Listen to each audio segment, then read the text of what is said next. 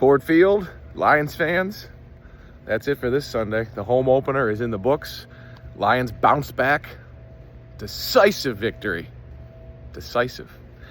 Over Ben Johnson and the Bears. It is empty in the stands. The crew will come in, clean up all the trash. Amazing what goes into these home games here at Ford Field. But what an effort from the offense. 52 points. Video game numbers.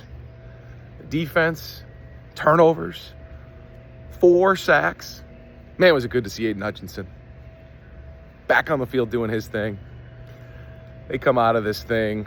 I think Dan Campbell said it best. We answered a lot of questions. His words. And there were a lot of questions. We were all asking them. We asked them all off season. They didn't have answers for them in week 1. It wasn't pretty. Maybe Green Bay is the class of the NFC North. Maybe they're the class of the NFC. The Eagles have something to say about that, but this team will have something to say about it too when they meet later this season. An impressive win against Ben Johnson, who knows this personnel. Brian Branch had a long-winded answer, if we're being truthful, and said, yeah, we felt betrayed. We love him. But, it felt personal. What I heard from Branch saying that is that, like any athlete, they're looking for any sort of motivation, any extra motivation that they can find to try to beat an opponent.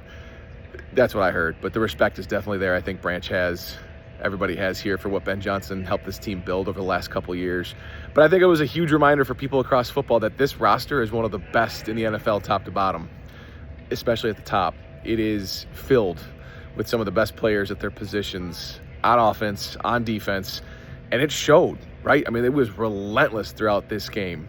Relentless. Jared Goff threw 5 touchdown passes. He was spreading the ball around like it was a holiday and everybody was getting gifts and he wasn't getting sick of handing them out. Jamison Williams had 2 catches and he had over 100 yards. I mean, the speed was on display. Jahmyr Gibbs, David Montgomery, they both found the end zone. Amon-Ra St. Brown had over 100 yards in the first half alone. He had 9 catches. He had 3 touchdowns. And on defense, the turnovers were there. Again, it was almost like on offense. Okay, you made a play, I'm going to make one now.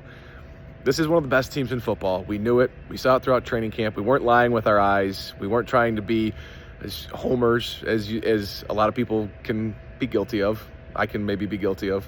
We saw a good football team. We know what bad football looks like. And it's tough to judge when they're against themselves, but we could tell. And I think from experience over the last 2 years, we knew what they were coming back with. We watched a really good football team beat up on a team that is trying to make a step, and a big step in the NFC North. And it's going to be hard because the Packers are really good. The Vikings went 14-3 a year ago, and while J.J. McCarthy is a new quarterback, that team is really good. The Bears are on their way. Branch said it. A lot of players in that locker room said it. Jack Campbell said it.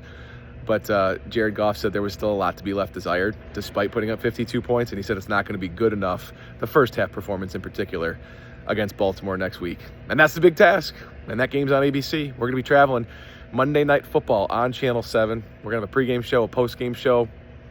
Looking forward to it. Really looking forward to it. See if this team can get a win over a Baltimore team that is no doubt one of the best in the NFL.